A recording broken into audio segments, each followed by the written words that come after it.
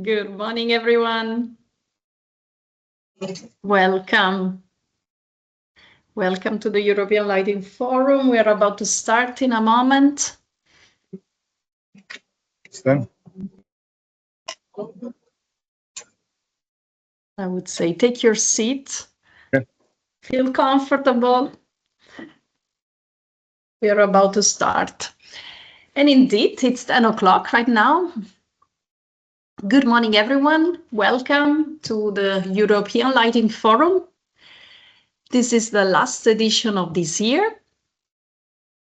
Today's edition is dedicated to a topic that is extremely important for Lighting Europe.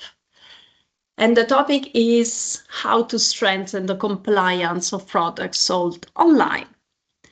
So speakers today from BEUC, from EB and Cosmetics Europe, and of course from Lighting Europe, will share their views on how to close loopholes in EU legislation.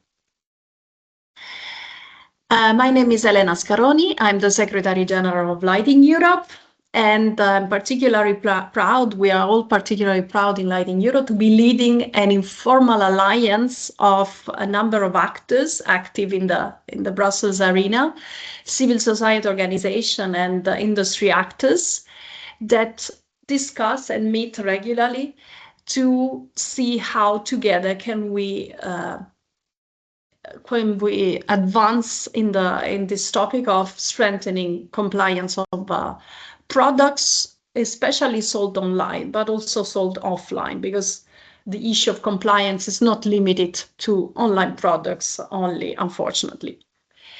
And for today's webinar, we have a few rules that we need to respect. So, of course, as any Lighting Europe event, our general business code of conduct. It means that you cannot share any competitive nor sensitive parameter. So in case of doubt, please make sure that you get in touch with us, drop us a message, and we help you sanitize your messages.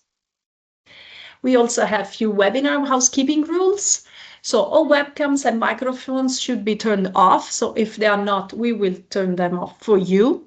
Of course, speakers instead are invited to remain with their webcam on and the mic on when they speak. Your comments, your questions are more than welcome.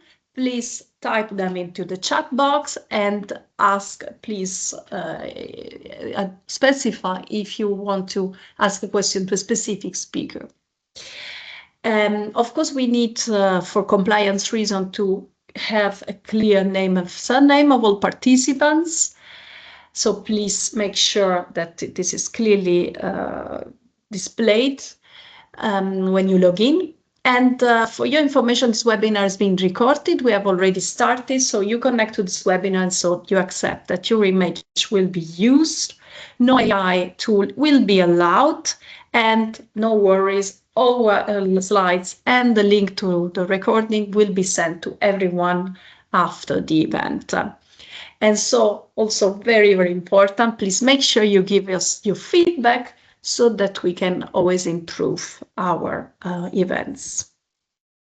And now I have the pleasure to introduce you to our first speaker today, Marion Ebel. She's the Director of Policy and Corporate Affairs at Lighting Europe.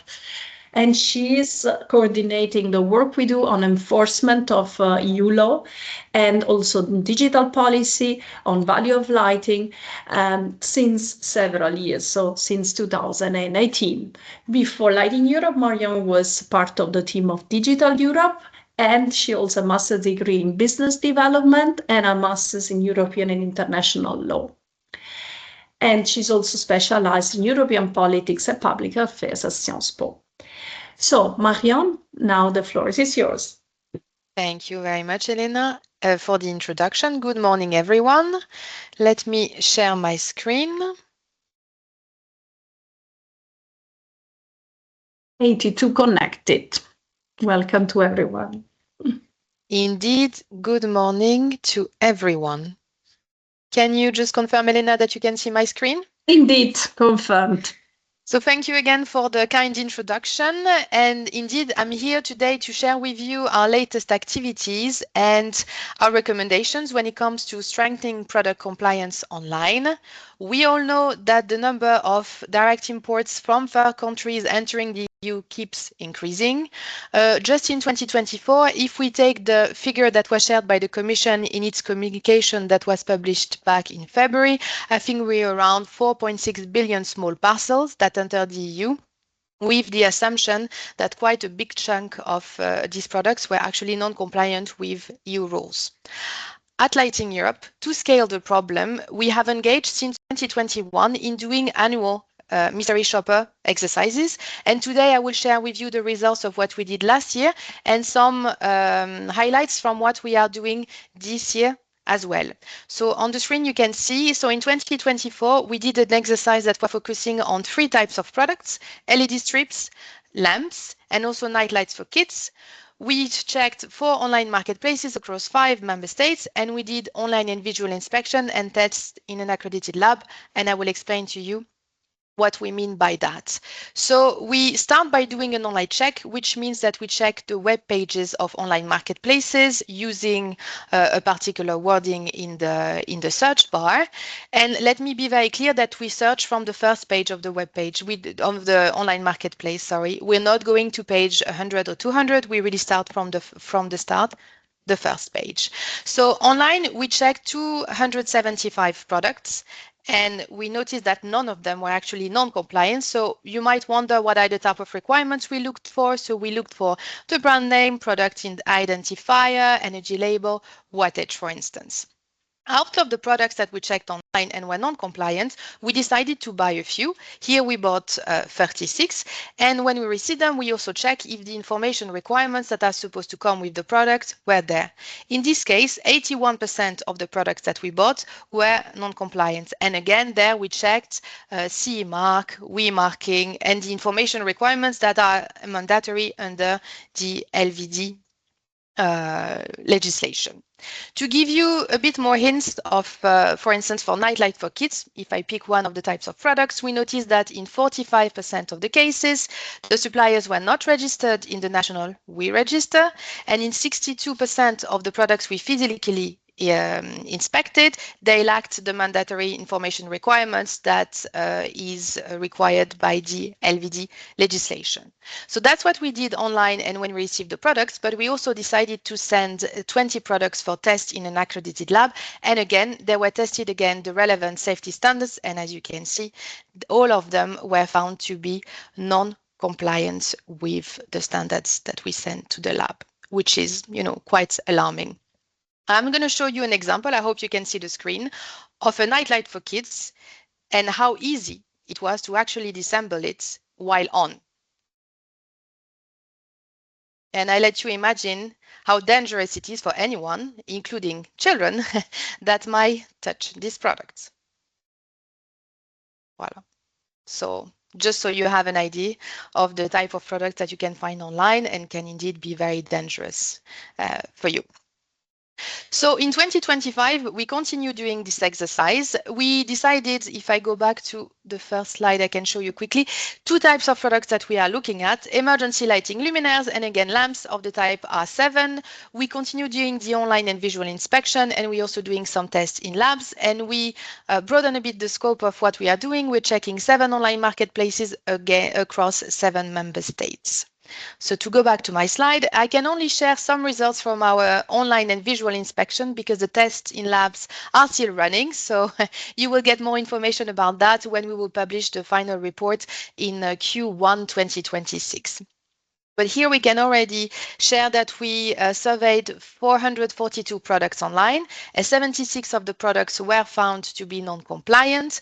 Again, out of these products, we bought a few that we checked visually, and then 84 products were physically inspected for the packaging and the marking requirements, and 95 of these products were found to be non-compliant. On the screen, you see the division between the emergency lighting luminaires and also the R7 lamps. So again, these products were found to be non-compliant with the mandatory information such as the EU address, product identifier, WE legislation, energy label.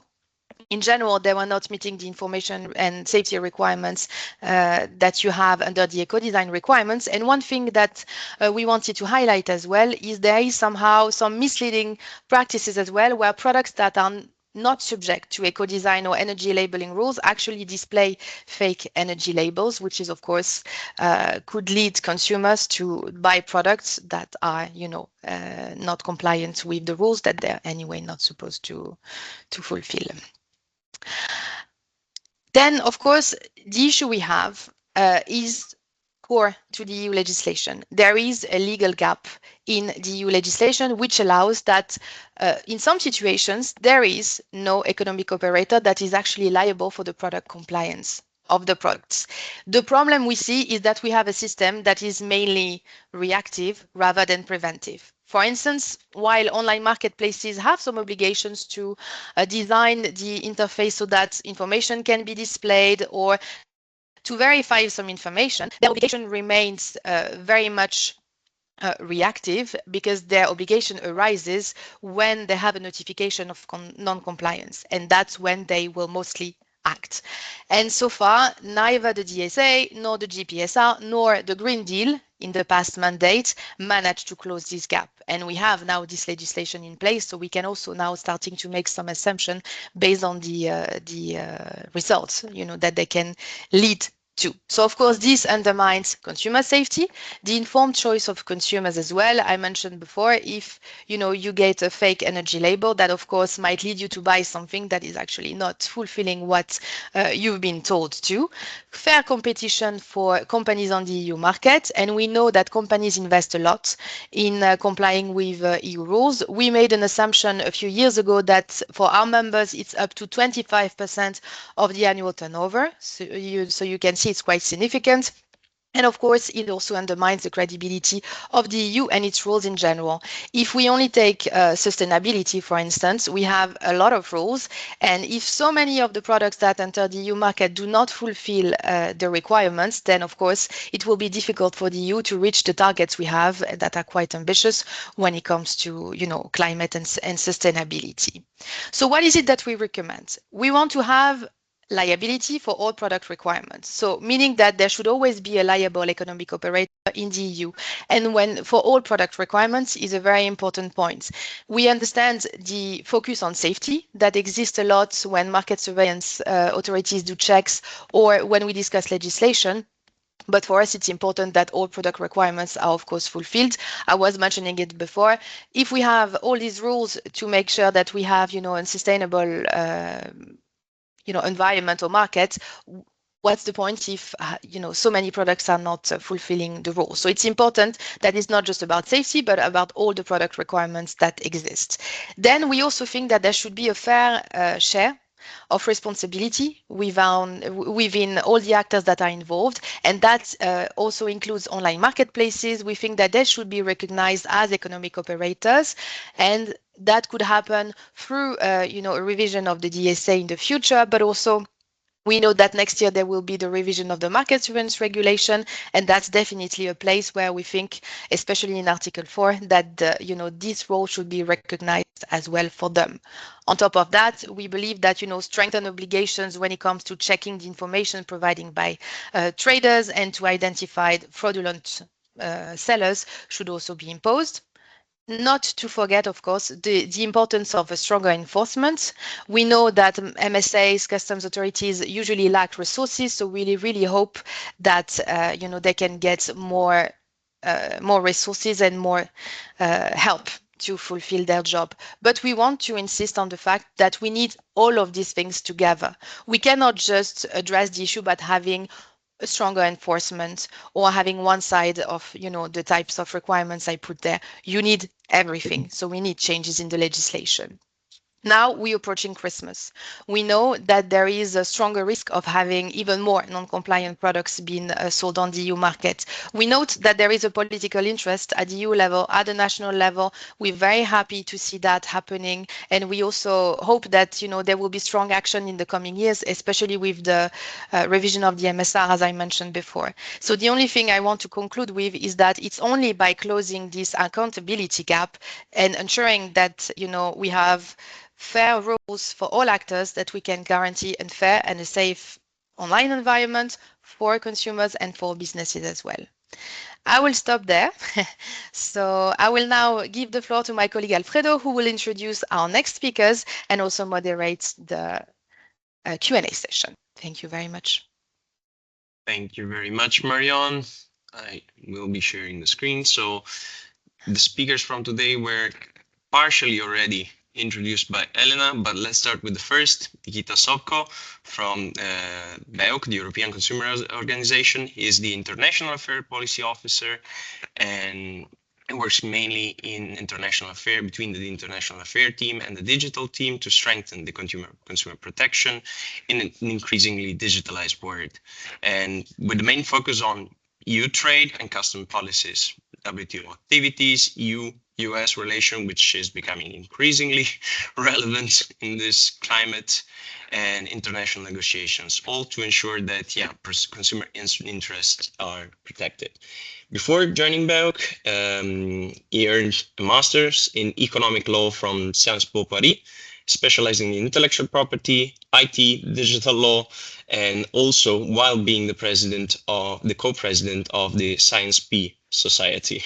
So he also have Nikita a degree in political science and government from Sciences Po Paris as a bachelor, with a focus on EU law and Central and Eastern European history. I leave the floor to you. So, let's start moving. Thank you, Alfredo. Good morning, everyone. So my name is Nikita, and I'm the International Affairs Policy Officer at BEUC. And I'm very happy to be here today to present you the BEUC's views on how could we improve EU's legislation to tackle the online product compliance issue. Next slide, please. So a quick intro about my organization. So BEUC, or the European Consumer Organization, is an umbrella organization of 45 national consumer groups in 32 countries, so going beyond the EU borders. So we have members also in UK or Balkan countries. And our core mission is to bring consumer perspective at the EU level, therefore making sure that EU consumer voice is heard by decision makers. Our national consumer organization works with consumers on a daily basis. They also make surveys to understand consumer expectations and behavior to better understand market realities. And they also test products that they buy online or offline. Next slide, please. And so to start this conversation, I also wanted to give some numbers about the e-commerce. So e-commerce today is fully part of consumer shopping experience. 70% of EU consumers shop online every week, and 68% of them are confident that what they buy is safe. However, at the same time, we know that 13.5 million small parcels enter the EU every single day. This is roughly 140 parcels every second. This is already 3 times more than 2022, and this number is still rising every day, I must say. And 93% of these parcels come from China.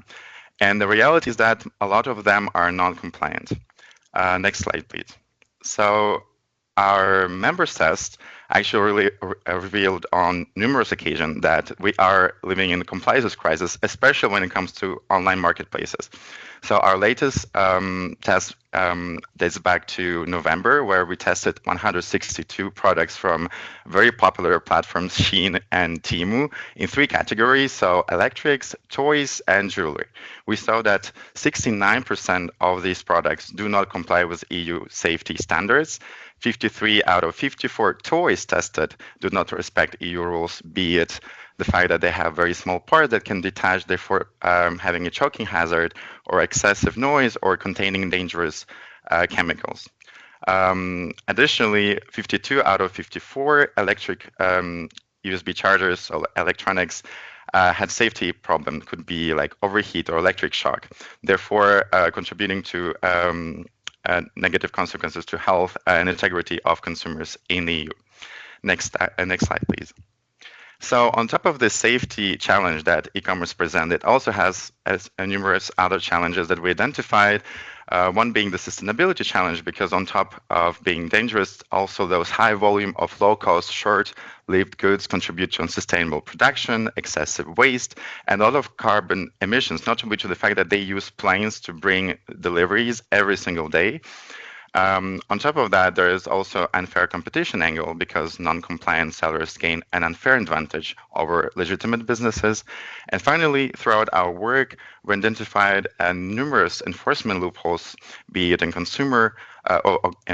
in custom law, notably with the fact that custom of importer or the de minimis rule, or for example, market surveillance regulation, where we saw the concept of a responsible operator is also not effective or is actually not really contributing to tackle the issue of safety. Next slide, please. And so this year, actually, to understand better, we actually went to the ground and we went to visit the e-commerce hubs, one in Amsterdam, one in Liège. Actually, those two countries alone receive 50% of all parcels incoming into EU. So they have a big responsibility to check those parcels and to make sure they comply. And honestly, from what we saw on the ground, it was very overwhelming. There were planes coming one after the other. And after discussing it with custom agents, they told us they can barely check like 82 parcels out of the million that they receive every single day. A lot of planes actually return empty to China because there's not much that we actually send there compared to the volumes that we import. So all of this together brought us that we definitely need to do something, and it couldn't come at a better time because EU custom reform is almost there. Next slide, please. So the EU custom reform was proposed in 2023, and we've been following it since the beginning because I saw that it was a great opportunity to make sure that the border of the EU is strengthened, and then we can actually stop this dangerous and unsafe products at the border. So one of the biggest novelty of the reform is definitely the definition of the importer. Today, when you order on Shein or Temu, as a consumer, you're actually the one who should bear the responsibility over compliance of these products, which feels very surreal, but that's how it actually is. So this new definition will come to reverse the responsibility, and therefore the platform will become responsible for compliance and safety, and no longer the consumer. Also, there's the idea to have EU custom authority, which will actually harmonize national practices, because even though today we live in custom union, there are still 27 independent national custom authorities. They work in silo and do not cooperate enough to make sure that we can stop this big influx of parcels. And of course, there's also the idea of creating, maybe you've heard of EU custom data hub, which will be this EU-wide IT system, and it will replace 111 existing IT custom systems that are not interoperable between themselves, therefore really facilitating the identification of rogue traders and cooperation between authorities. Next slide, please. But of course, the custom reform cannot be the silver bullet that would suddenly make things better. We at BEUC believe that the enforcement of existing rules is definitely something that we need to look forward to. So we already have very strong rules in consumer law, product safety law, Digital Services Act, sustainability law, and we also want to contribute to the enforcement efforts. Next slide, please. So we actually launched 2 actions in the past 2 years. One was in 2024 against Temu under DSA. It was our first action under DSA. So I think it was the first year when the law came into force, where the investigation is still ongoing, but we really look forward to see what kind of measure will be taken by the Commission in this specific case. Also, a new case we launched this year against Shein under the consumer law with the CPC network over the use of dark patterns that actually push consumers to overconsume, and also therefore fueling overconsumption overall. Thank you. And so what else can policymakers do. We believe that EU needs to step up and continue to develop a legal framework to protect consumers in digital economy. There will be numerous opportunities in the years to come. One of them is definitely the revision of the CPC regulation that we would like to see some centralized power by the Commission in certain cases to streamline and strengthen the enforcement throughout the single market. But also, we would like to see ambitious Digital Fairness Act. We just published our position on this very important piece of legislation that we believe will restore fairness in the digital economy, especially towards the consumer. And finally, as Marianne already mentioned, the EU or European Product Act that would also foresees the revision of market surveillance regulation could also fill in the gaps that we see today in the single market. Thank you. Thank you very much. I think, again, for us, the customs was something new, so it's good also to have a look on that as Lighting Europe. And just before introducing the next speaker, as a reminder, the Q&A will be at the end. So yeah, you can still put your questions in the chat and we'll collect them in the meantime. So next speaker is Eva Bille. Again, she leading EEB, European Environmental Bureau activities around circular economy and policy. She's in charge of a wider team, which is coordinating civil society and members from across the 190 plus members from more than 40 countries in the European Environmental Bureau.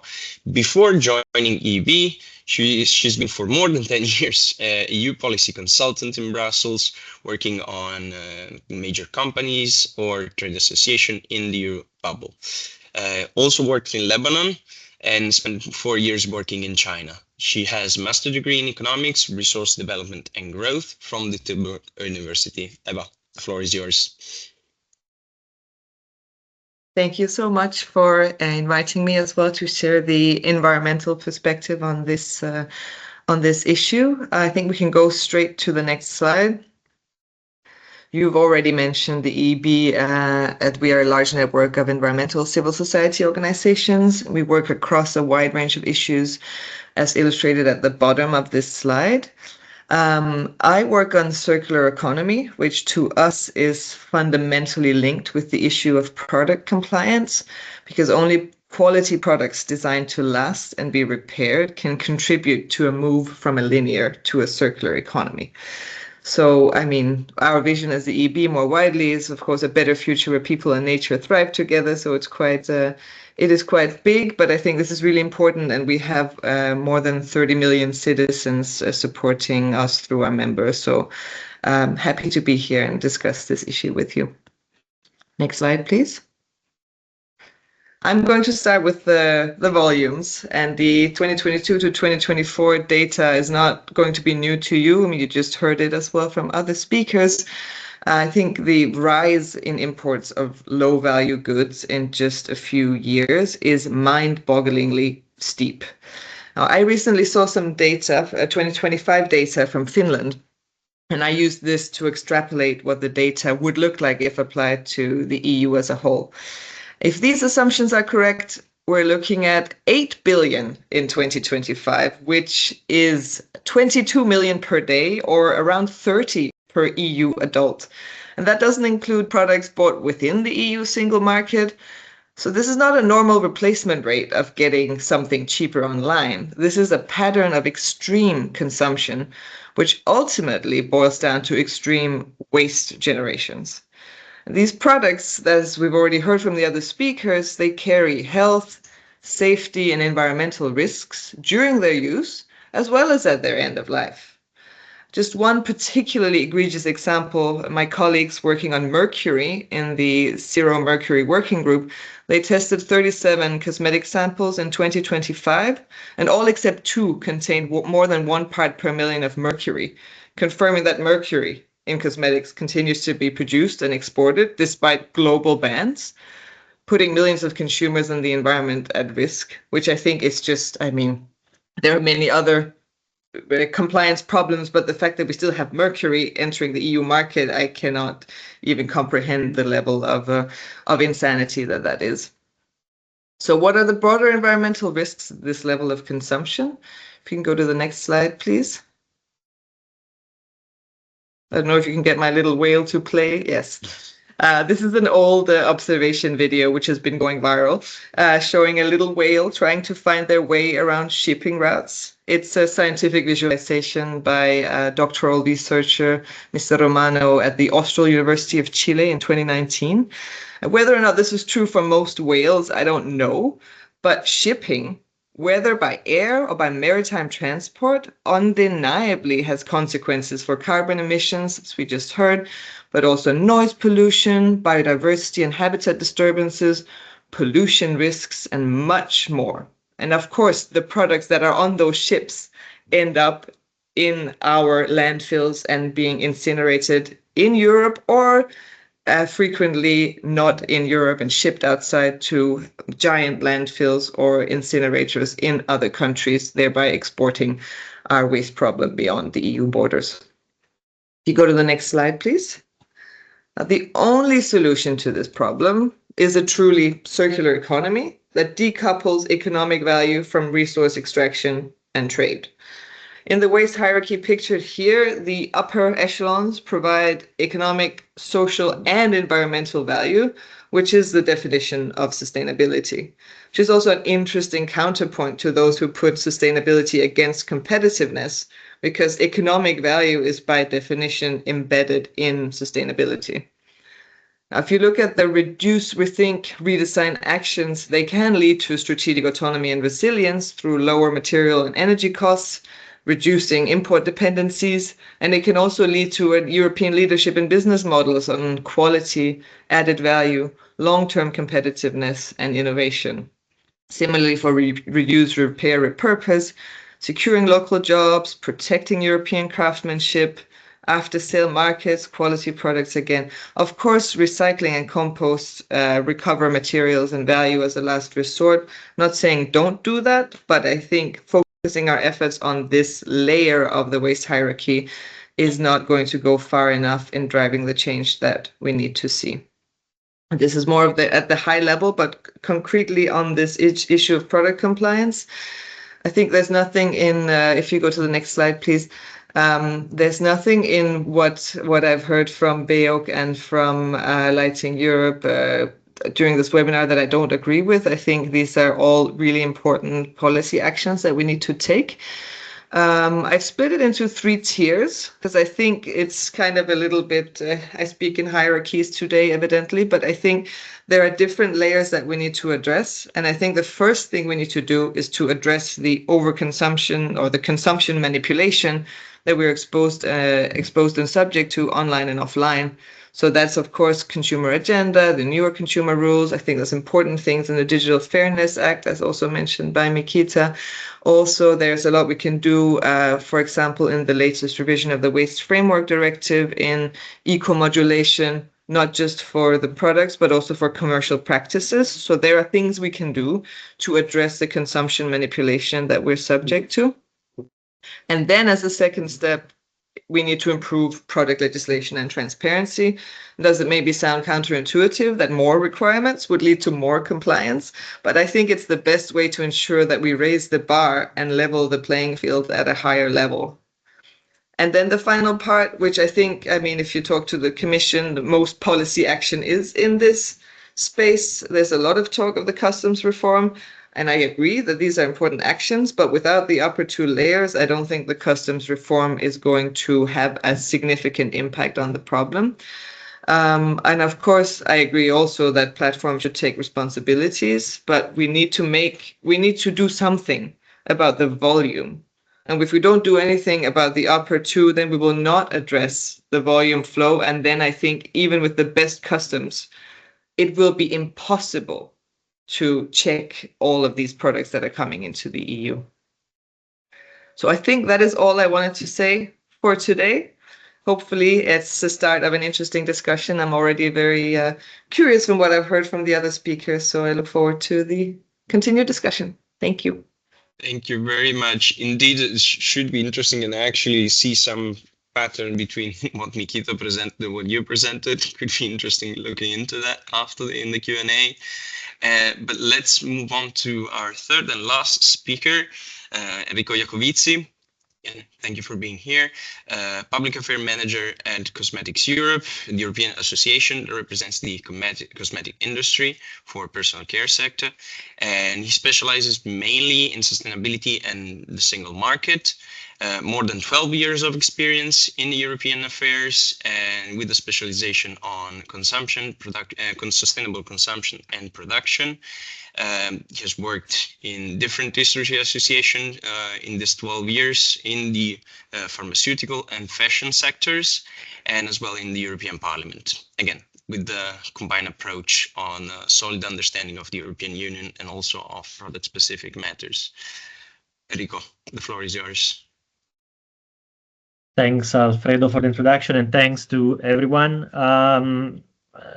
Good morning to everyone. I mean, I will also stay more or less on the same pattern that was laid out from the previous speakers.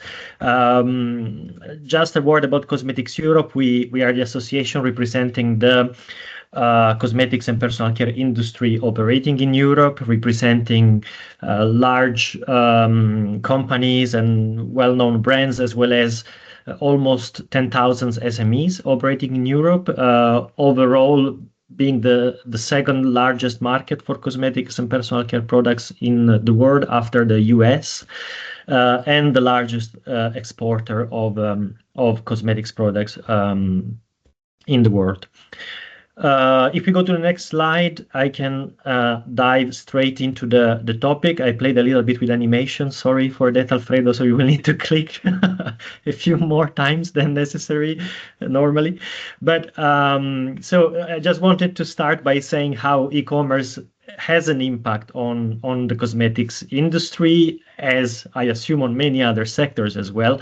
But we have seen as of this year, we expect online transactions to be around 43% of the total sales of cosmetics product. And we anticipate this trend to grow in the next 5 years steadily. And why there is this increase? Because, of course, e-commerce has a number of benefits, a number of advantages, including more flexibility for consumers, a full access 24/7 to products, different delivery options, more flexibility in delivery options, as well as easier comparison of products at the moment of purchase. As well as more tailored services that are possible thanks to digital tools. And these increase of the share of e-commerce in the industry, of course, had a transformational effect for the industry communication interaction for consumers. E-commerce now is fully embedded in any commercial strategy of cosmetics brands. A strategy that is in, I would say, 100% of the cases, an omni-channel type of commercial strategy through own websites, retailers, social media, online marketplaces, and so on. At the same time, consumers expect the online experience to be as safe and informative as the offline experience as well. The growth of e-commerce, however, also brought some issues which we have seen with the previous speakers, and at least two of them are the sales of illicit goods, uncompliant goods, or the increase in illicit commercial practices. Going to the next slide, just a quick snapshot of the sales of uncompliant goods with regard to cosmetics. As you can see, if we take the example of counterfeit goods coming from third country based traders, there is a significant share of and significant value of imports in the EU, which are counterfeited goods, and perfumery and cosmetics are particularly targeted by these kind of rogue traders, as you can see in the numbers provided by OECD and EU IPO. This scenario brings about a number of challenges for consumers and brands alike. First of all, we see that consumers have little redress opportunities because it's often difficult to reach out to the original seller of the product. They're often outside of the authorities' reach when they're not based in the EU, also due to the limited resources allocated to the authorities in charge of enforcement and surveillance of the market. but also due to a failure to properly address responsibilities of online actors, online intermediaries, and lack of enforcement, as we have seen from previous speakers as well. And there is also an increasing number of hybrid platforms online, which are platforms which sell themselves products or allow third-party sellers to sell on their own through their services. And this blurs the distinction between the retailer intermediary and more general can lead consumers into confusion of who they are buying a product from.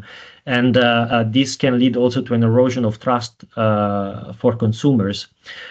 If we go to the next slide and look very quickly at illicit commercial practices, this is something which is not often addressed when we speak of e-commerce, but we believe it's an important topic as well. And I take the example of unauthorized sales, meaning sales of legitimate compliant products, but that happen through outside of the authorized vendors, authorized distributors that brands has a contract with. This phenomenon is very much present in Europe, and e-commerce has increased it. And Cosmetics Europe, together with a consultant, ran a study last year. And out of all the websites that were surveyed, 58% included the sales of unauthorized, include products that were for which they had no authorization to sell. Which is a significant percentage if you think about it, representing also a sizable share of the sales of the brands that were surveyed. And these, so the growing presence of these illicit commercial practices offline and online bears risk for everyone involved, to put it simply, because of course consumers can lose warranties from the product that they buy, but more importantly, their safety is put at risk because the moment a product exits the authorized distribution channels, a brand may lose traceability of the product, so how a product is handled, stored, to make sure that all the safety requirements are respected throughout the logistics of and the supply of the products until it gets to the consumer. But there is also a risk for brands and for distributors because they invest in their products, they invest in these selective distribution channels, so they face an unfair competition when unauthorized sellers can have access to those products and can sell them without any string attached, without any conditions.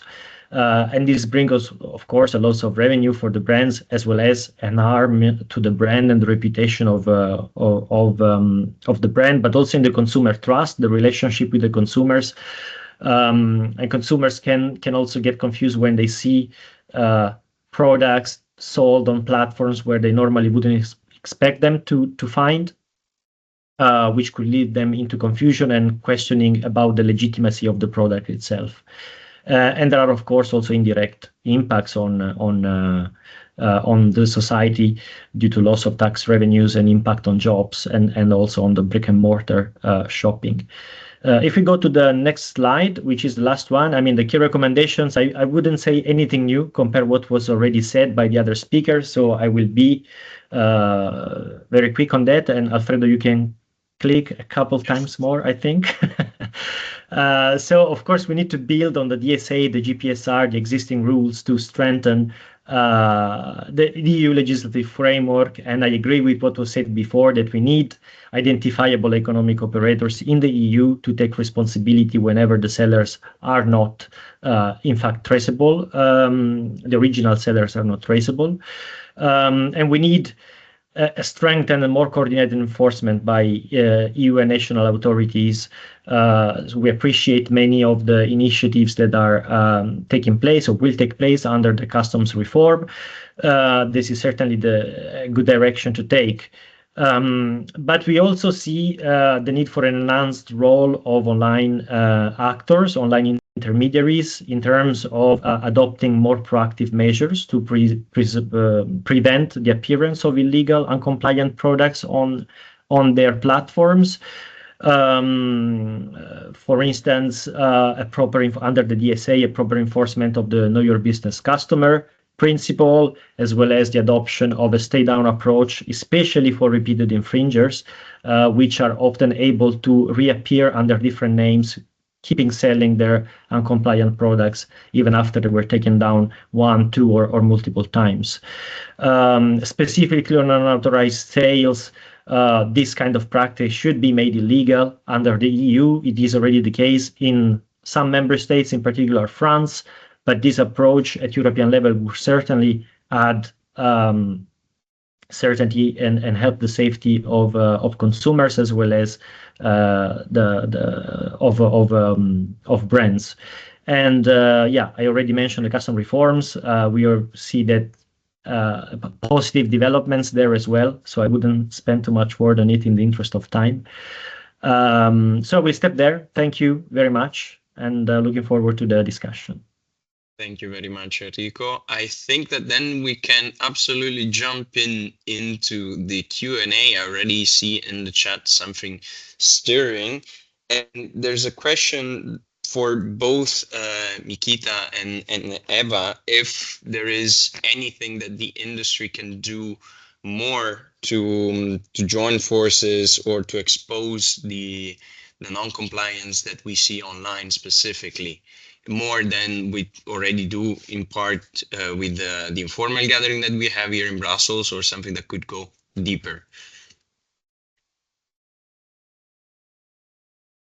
I don't know who wants to take this first. I can start maybe, and then I'll let Eva maybe complete. I mean, from the business side, I think the best thing they can do is to be compliant. I mean, what we observe though throughout our tests is that, at least when it comes to online marketplaces, that usually it's not only the usual suspect like Temu or Shein. Even if you go then on Amazon or any other even European like Bolt.com, you can find the same products being sold on different platforms. So really, it's also to be able to put in place a real notification system to make sure that these products don't appear and don't reappear on these platforms. But then also when you meet the institution, I think it's very important to talk about the liability of online marketplaces, because usually so far in these debates would usually confront an opposition, very strong opposition from businesses that didn't want to have this kind of liability. But I think further we go, further we see that the risks are way too high than the opportunities. And yeah, I'll maybe let Eva complete. Thank you. No, I think it's a really good question, and I think there's a lot we can do together. And I think what I would really like to see right now, especially in the current political environment, is a strong business voice speaking up to say how these rules, I mean, many rules that we have, are helping you and are benefiting you and give you a competitive edge. Because I think, I mean, it's no secret that there's a lot going on in the under the guise of simplification that I think is not always to the benefit of compliant European businesses. And it has been revealed through several sources that the lobbying that led to some of those simplification efforts is led by non-EU companies as well. So I think if we have a strong European business voice that speaks up in defense of keeping these rules that raise the bar and then level the playing field, I think that would be really important right now, and will be a good counter narrative in what is your competitiveness. Your competitiveness is not made better by making it easier for foreign actors to place products on the European market. So I'll just leave it at that. Is actually a very good take, an interesting one at that. Maybe just staying on this point of the current climate, we know that the market surveillance regulation is under review. We have the new legislative framework review, and this is a question that I ask all three of you to some extent. But there is also a lot of simplification ongoing. How do you see the current climate work in favor of, for example, the request of making online marketplace responsible for the products that do not have a EU-based operator or EU-based entity here in, how that climate, because I know that there is different points of view going around also in the discussions. And yeah, here who wants to go first is free to go.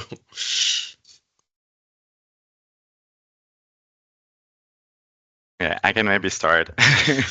And I've been working a lot on the on the customs reform since, as I said, since it was proposed, and the liability of marketplaces came out, and of course we couldn't actually put it in place because there was already DSA and there was some interplay.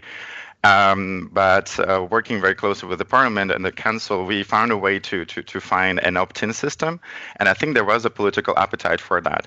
We saw the scandal with Shein, with the criminal, how you call it, toys that were sold online, and actually there are still like actions coming in Paris against Shein, but also around like Netherlands or Belgium, when all these imports come, and actually, well, it takes a lot of infrastructure. It also takes a lot of how to say, resources to face this big influx of parcels. And one way to stop it is actually to make a deterrent to bring those non-compliant goods and dangerous goods into the EU. By doing this, you can only through responsibility. And I think the import responsibility of this platform that might come out with the custom reform could actually tackle that issue. And I think it might be the right moment to kind of put this already there to maybe see even a further obligation with the market surveillance one.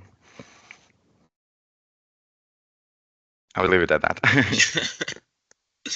I don't know if anybody from either Enrico or Eva wants to follow up to that. Otherwise, I had another question, mostly on for Eva. Sorry, because just something that piqued my interest was the license to operate for platforms. How would you and how had you envision something like that? That is a very good question. But I think it's sort of, I mean, it is linked a little bit to what Mikisa was saying about the actions ongoing in France. Like, I think there is a point at which we can see that what is on these platforms is so clearly out of control that we should, through blocking it or somehow making it, I mean, technically, I don't know how that would work, I admit, but I think the proposal is there on the table in France. So how can we think of ways to have really severe consequences for the platforms that are failing repeatedly to remove? I mean, they remove an actor, of course, but then they pop up again under a different name. But how do we make the platform really suffer the consequences and really lose market access if they repeatedly fail to live up to the expectations that we have in terms of compliance? So I guess I don't have a well-written legislative response to that, but I do think it's something that we need to consider in terms of making the liability not just something on paper that they can write off as a percentage of their high profits anyway, but something that would actually hurt and stop and stop them, or make them think twice before allowing a non-compliant product to be on the platform. Thank you very much. And maybe now, because also Bojana is asking another question on, no, hold on, there was a question before on whether or not there is a figure showing how much, the money transfer from the EU to outside the EU from all these more parcels, and also how much waste is generated, and also with the cost added for the waste management on this. If there are figures available that can also be used. Maybe it's probably for you, Eva.